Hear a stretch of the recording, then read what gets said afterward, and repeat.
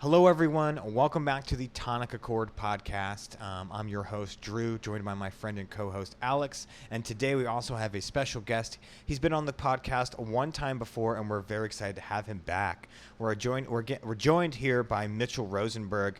He's a fellow Chapman alumni. We all went to Chapman. And he's on the legislative affairs team for Governor Newsom in California. And on top of that, he also runs his own Instagram social media platform called Now Simplified that gives you really good, simple information about politics. I really recommend you guys check that out. I follow them myself, and it's really dope. But today, we're going to be talking about the silent majority. Is there a silent majority in America? This harkens back to President Nixon talked about his silent majority in his election cycle in the 60s. And so is there a silent majority today that's less politically active but has a strong sense of American ideals that leans one way? And if so, does that lean right or do they lean left? And that's kind of our discussion today, and so let's dive right into it. So Mitchell, first off, is there a silent majority? I think we're looking at a different playing field in 2020 than we were in 2016. I think in 2016, you can confidently say, yes, there were a lot of people who came out to vote that didn't vote before, that you weren't expecting to rally around any candidate, that would have just stayed home. But Trump is what got them all excited and got them to turn out and vote. I think in 2020, it's a bit different. I don't think that there's a silent majority. I think that Trump's base is Trump's base. And I think that this surge, and I could be wrong in a few weeks, but I think that this huge surge of new voters are just another subset of voters that weren't excited about voting, weren't paying attention, weren't becoming a part of the conversation. And because the stakes got so high, because you cannot avoid it. I think about it a lot. Think about all these emails you get from all these companies saying, go vote, right? Like the people telling you to go vote, it's pretty clear that it's not just, go vote because you need to exercise your democratic right. It's go vote and vote Trump out. And I think that, that kind of energizing nature is what's getting so many people out there. So I don't think there's a silent majority in 2020. That's my takeaway. You think everybody's loud? Everybody's loud. And even if you're not loud, you understand that, oh God, I have to vote. Stakes are high. Why everyone's posting about it. Even if I don't really understand what's going on, I can understand that this seems really important. Yeah, Mitchell, what do you what do you think Trump's actual strategy is?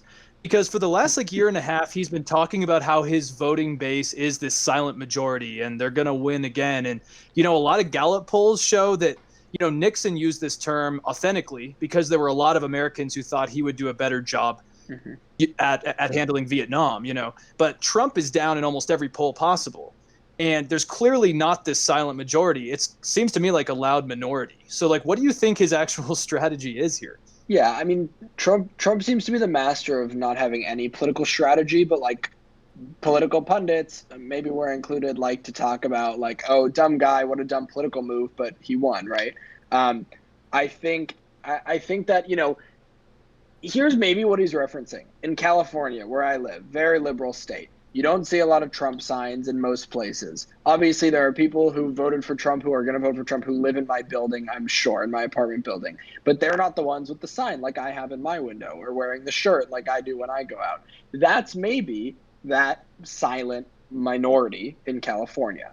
I think that those people are the ones who, it's true, you're not going to be out loud and proud about Donald Trump. We haven't seen that, but you obviously do see that in many parts of the country. And that's, the difference between where you live and the city you live in and kind of that political outspoken nature. So, I mean, in terms of I think it's a dumb talking point to act like suddenly he's going to win by millions of votes because there's all these people that we're not thinking about. I mean, look at the polling, and I'm always the one to say, do we trust polls? No one's ever asked me what I think. I don't know if we can trust polls, but I mean, it is pretty striking when you look at them and really understand, who's being asked and who's answering. It is. I mean, the polls are not looking good for Trump. Biden's looking at a 10-point lead. You would have to have not only the polls being wrong, even if the polls were wrong, okay, maybe he has a 5-6 point lead. That's still a huge lead. So you're probably right that there's the idea of a silent majority as a massive voting bloc that thinks alike is probably not true anymore, right? That's kind of what Nixon was talking about, where we mentioned it, right? With there was anti-Vietnam protests, and Nixon was hearkening to the people that were, hey, if you actually think we should be in Vietnam and handle it with strength, and you're that silent majority, vote for me. But perhaps instead of a voting bloc in that sense, perhaps there's more of a silent majority on various issues. I think that where Trump talks about the silent majority the most, when he harkens back to Nixon's rhetoric, it's when he talks about law and order, and in particular the George Floyd protests, and in his view, the lawless riots and the Antifa attacks on suburbia or whatever. Do you think that perhaps maybe on a certain singular issues there is a silent majority just in regards to law, quote unquote, law and order? I think you're spot on there, and I think it transcends every issue. But I think we really see it in kind of this fight for racial justice, where I'm an individual person and I'm thinking, well, I'm not racist, so this can't really be a problem, and the people I know aren't racist, and this can't be a problem. It can't be systemic. I've only had good experiences with the police, right? And I think that definitely does exist there, and I think it transcends, like I said, all issues. I mean, we're hearing less and less now I'm fiscally conservative and socially liberal. I think it's becoming less of an accepted quote unquote political ideology, because the two sides right now are just so strikingly different, that to support one seems like you're kind of behind everything there. So I think that when you look at each issue individually, there's definitely things that people feel. I think people are afraid of taxes from Biden. There's a lot of misinformation there about who he's going to raise taxes on. People are afraid of that. But are you making that calculation that you're still going to vote for him, or are you going to vote for Trump fiscally, or what you would call financially, economically, whatever it may be, and be like, well, that's the biggest thing for me. And everyone is going to prioritize those issues differently. And it doesn't mean, I texted, I did my duty with a very close friend's mother the other day, who I'm worried is going to vote for Trump. And I hit her with the, I'm worried about my rights as someone who's LGBTQ. I'm worried about what he's going to do. I'm worried about the fact that they're ripping away protections that maybe I wouldn't be able to adopt a child. These are the things that worry me. And she sent back a heart.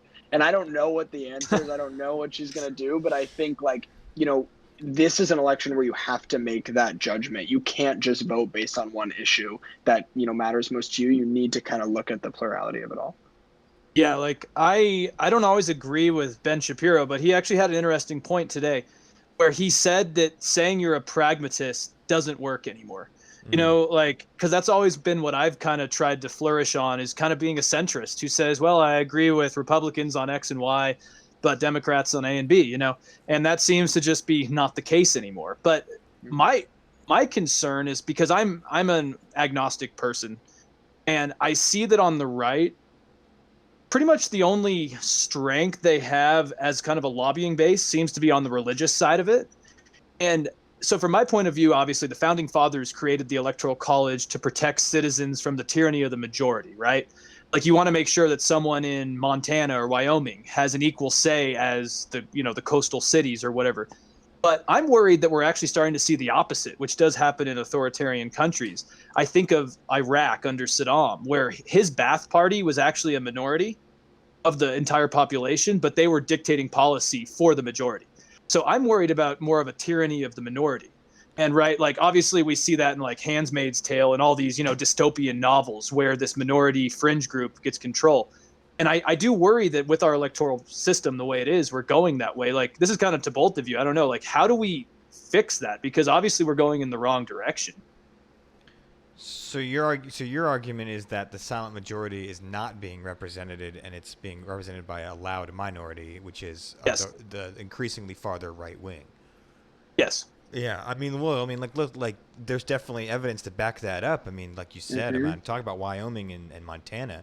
A voter in Wyoming, if you quantify it, has 80 times the voting power in the Senate than someone does from California. Right. So, is that a correct way to balance the scales back to the rural America? I don't know. I think it's probably a little too far tipping the scales, because, Wyoming only has one congressman and two senators. I do think that yeah, I think that there's a power imbalance, especially with gerrymandering. Some districts, like there are districts that totally would be more purple, but have just been gerrymandered to be only blue and only red. So you can argue that, there's perhaps a silent majority there that's not being represented.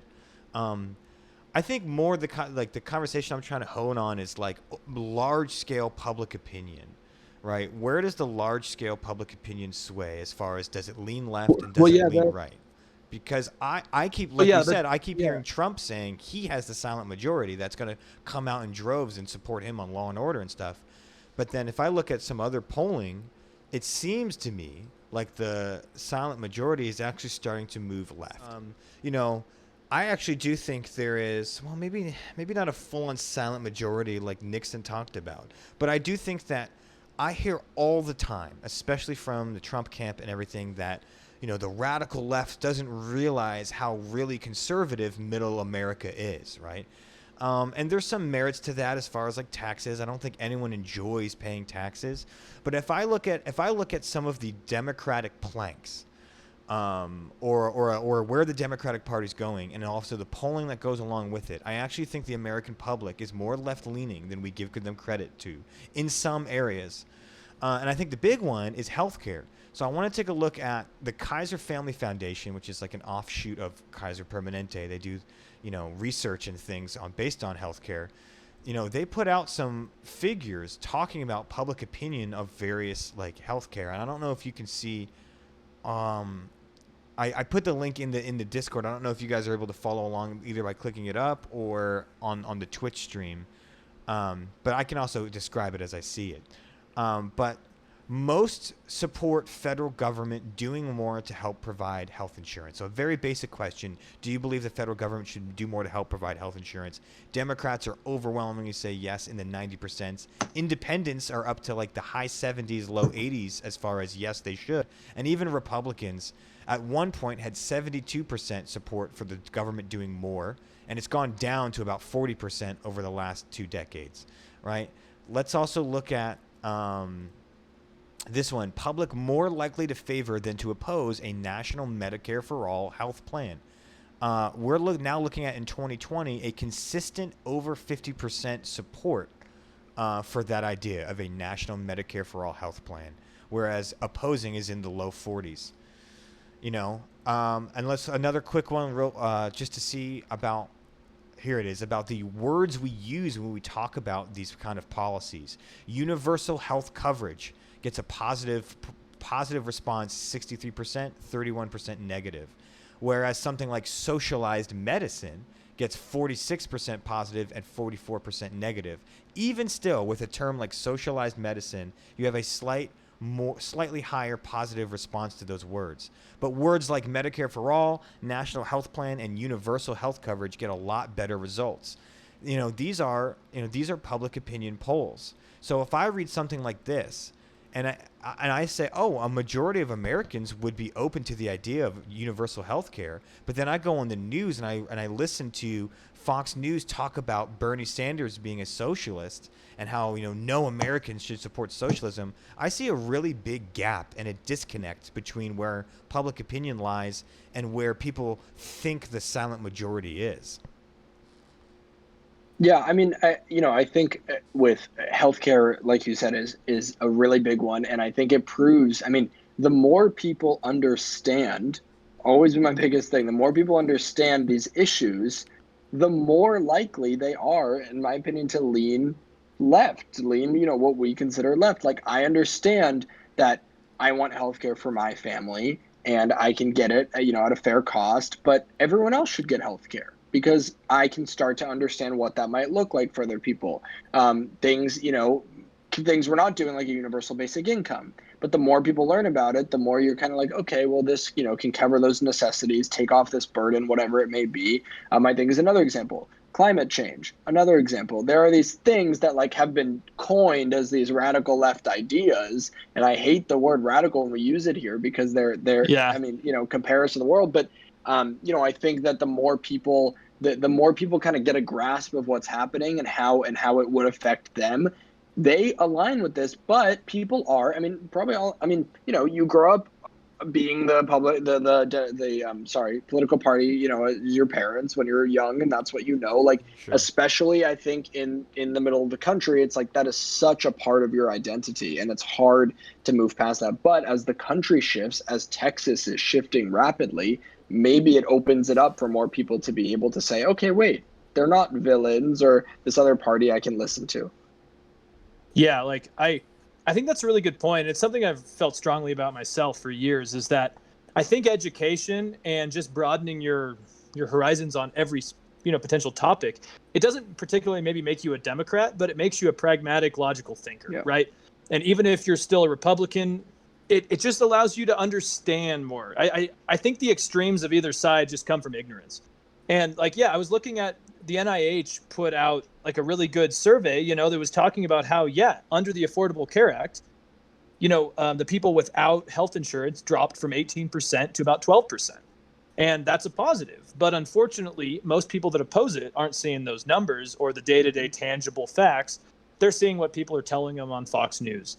And I mean, Drew and I have talked about this in other episodes. I think a big issue is that Americans have this almost blind obligation to liberty and personal freedom.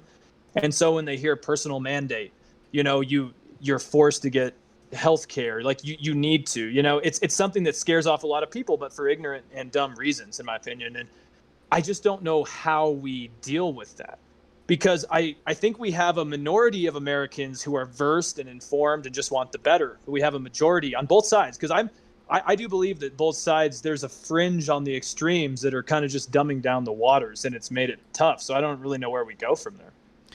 Well, I certainly think that the Democratic Party has to better figure out a way to portray these ideas as mainstream, right? I think that the right wing has been really good and effective at labeling some things as socialist or communist or radical when they aren't. Like, hey, we probably need to do something about climate change. That's not a radical idea on the world scale, but it is when you're in the context of like right-wing politics. I think that the Democratic Party needs to do better about explaining, like, hey, something like a Medicare for all healthcare system has public polling behind it, has majority support behind it. It's not the radical wing of the Democratic Party coming from Bernie Sanders attacking Joe Biden at his left flank. That might have been on some issues earlier in the election, but it seems like something like Medicare for all, which is one example, really has majority public support, but I don't think the Democratic Party has really been effective in communicating that is the fact. Mm-hmm. Yeah, I mean, I think like, not trying to like harp on what I now do, what now takes up a lot of my time, but politics are complicated, and these issues are tough issues, and the Republican Party does a really good job, like you're saying, in just like completely simplifying it, but with falsehoods. And completely labeling it as one word. And of course, it's easy to understand something in one word, and then you go on and you spout that, and you act like you know something.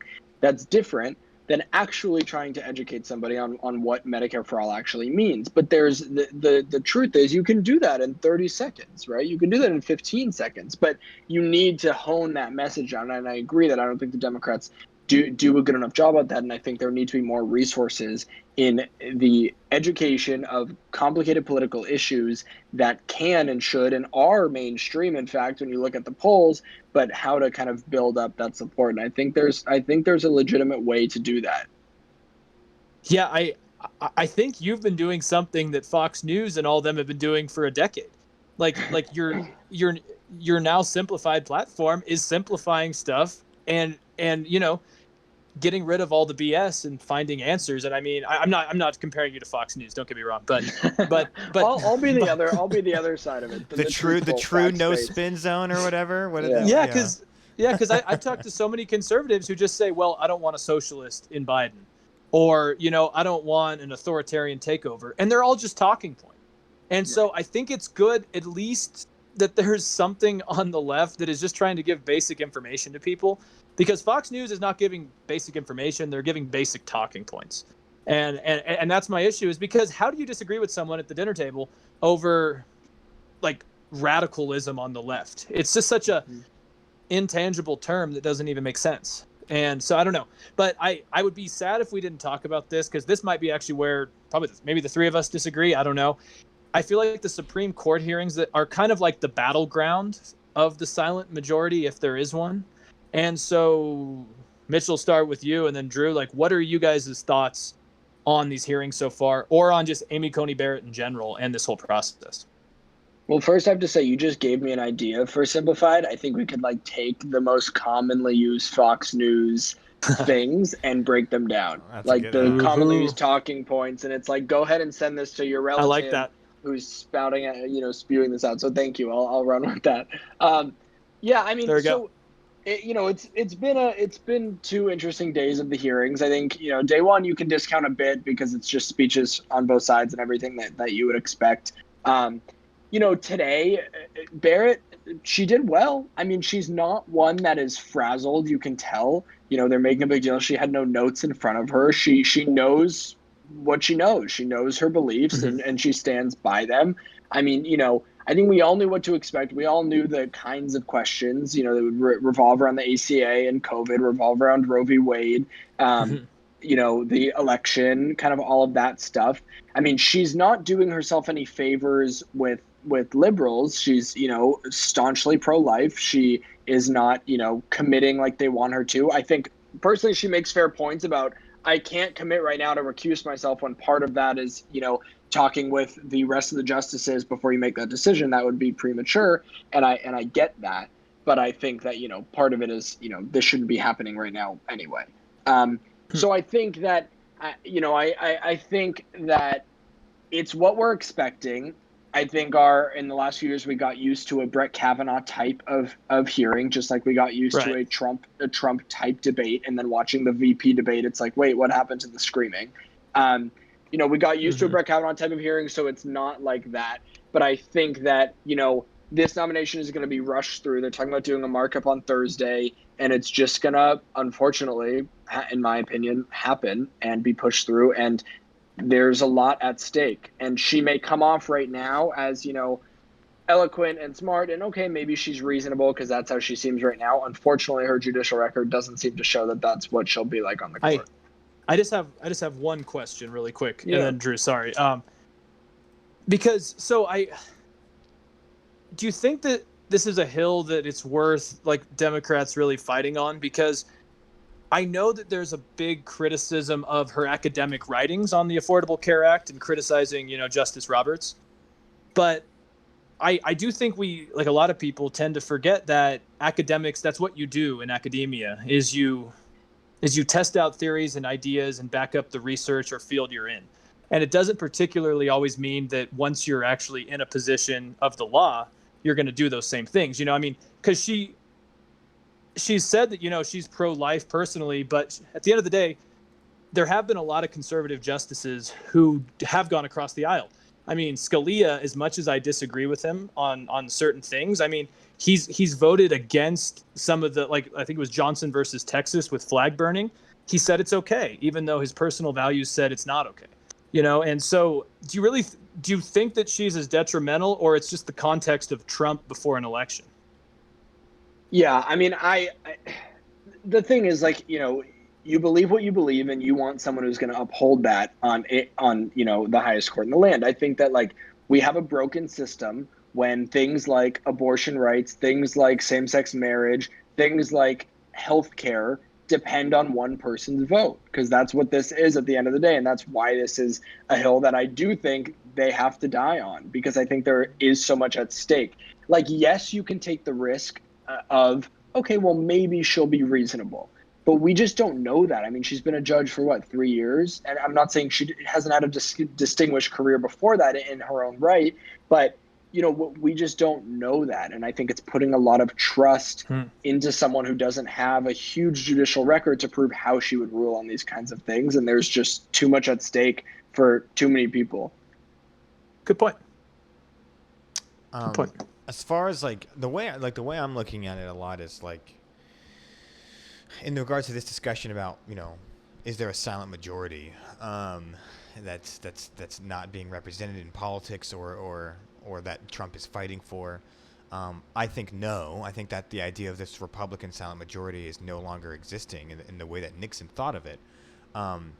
And I want to, like, looking at the polls around Amy Coney Barrett, it looks weird because CNN has a poll that said 46% of people don't want this hearings to go forward and the nomination to go forward, whereas 42% said that it should. So obviously, margin of error 3-4%. That's a pretty divided. That's basically tied with a little with a little lean towards we disapprove of what's going on, but basically tied. So that's certain. There's certainly not any large majority there. As far as the actual case law people are worried about in regards to Amy Coney Barrett, the biggest one is Roe v. Wade. And we had talked about when she was first on the short list, we had a podcast talking about, where do some of these nominees stand on Roe v. Wade, and where does the public stand on Roe v. Wade?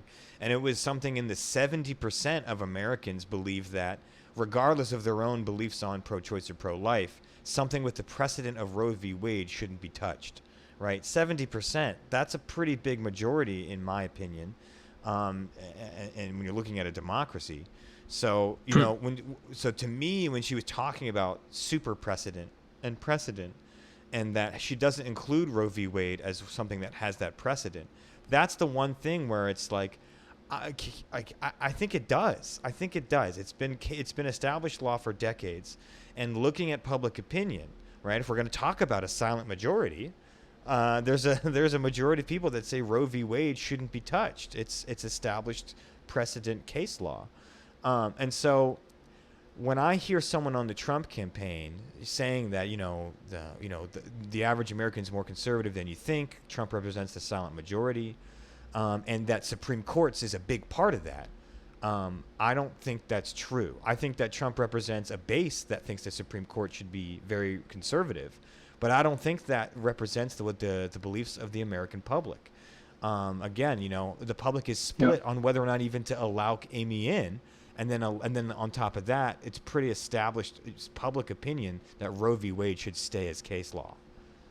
Yeah, and I mean, I think it, all the proof you need that it's still such an ongoing fight are, like, think about just the news in the last 4 years of the several states across the country who are, closing clinics, making abortion, harder to get, passing state laws, about access specifically and resources, what federal funding can and can't go towards, the Hyde Amendment. Like, I think that there's so much there that shows that this is still such an active fight.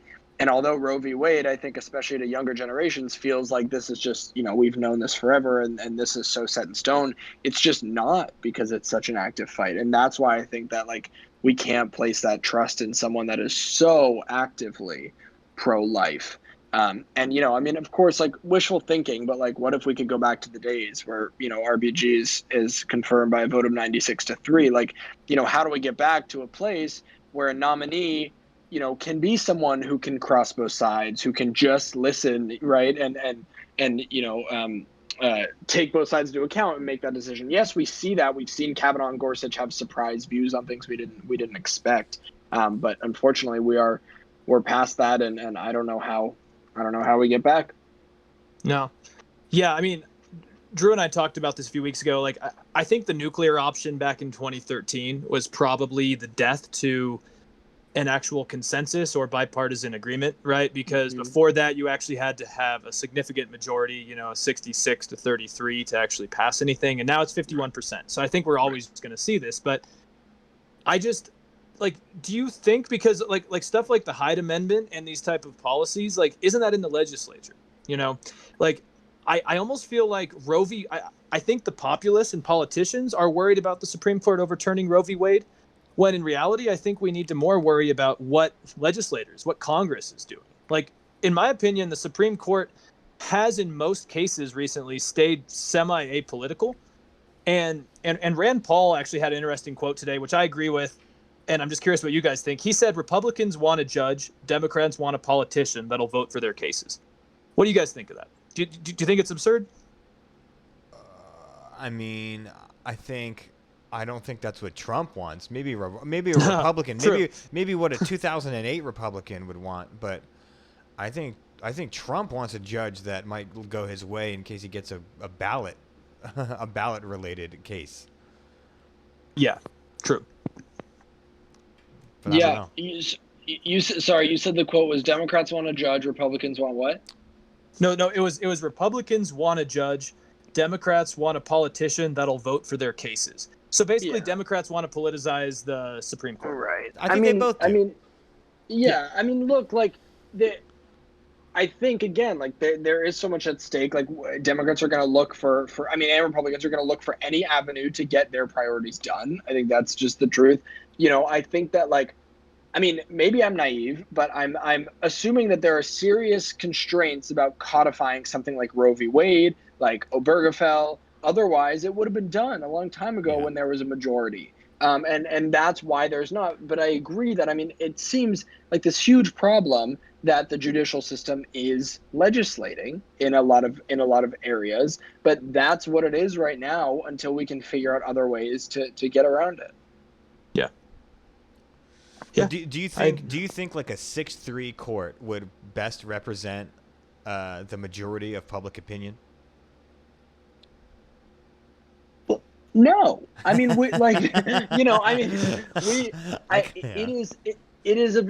is still absurd to me. Like you mentioned the Senate before. What Senate Democrats? Senate Democrats represent 15 million more people than Senate Republicans. The Republican control in so many areas when there's a clear majority Democratic, leaning electorate is pretty striking. I think that's why we need to push for statehood, DC statehood. Puerto Rico should have statehood, and Puerto Rico I think is an interesting example politically. But it's not just about shoving more Democrats onto the Senate, but it's about, okay, well, we're going to have the Senate, like you're saying, with, Wyoming is what, 85%, you said, of the voting power. Like, that's wrong. It just, I don't see how we can continue like that and act like, okay, well, I'm being punished because I live on the coast and I live in a big state, so my opinion shouldn't matter as much. And I'm over that. I am. Yeah, I think it was the Wall Street Journal said that Trump won more land than people. Oh, and yeah, 100%. I think that's the most accurate take. That's why he always shows the map. He shows the map. He never shows the numbers. He always would flex the map. And you're like, dude, the map doesn't really mean anything. But I think we do have to wrap it up here, Alex. Is there anything you wanted to quick ask, or are we good? Yeah, I wanted to ask Mitchell something totally off from politics. How was it having Emily Hampshire on now Simplified? I love Schitt's Creek. I also love Veep and Arrested Development. His name's Tony Hale, right? Like, how is it? Yeah. How is it talking with them? It's Emily was the sweetest, most down to earth person, and I think I'm a big Schitt's Creek fan. Like, you watch it and it's like, of course she is. It just seems like she is. But it was a lot of fun. I think like having these guests is just a piece of the fun. They're inspired by what we're doing and want to help get the word out. It's been really fun. She was a blast, and she's been a supporter along the way. That's awesome. That's sweet. Well, that's going to wrap up this episode, guys. Again, a huge thank you to Mitchell here. Definitely check out Now Simplified on Instagram. I just posted the link in the Twitch chat. We will have it in the description of the YouTube video as well. Really interesting way to get quick bites of good information about a hot topic. We want to hear your thoughts. Is there a silent majority in this country that's not being represented by our government? Do you think that it's the old silent majority of the Nixon era is still around, or is the silent majority perhaps more left-leaning these days? You've heard our thoughts. Now we want to hear yours. Of course, you can always find us on YouTube, Twitch, Podbean, Apple Podcast, and a plethora of third-party sites. So with that, that's going to conclude this episode, and we'll see you guys next time.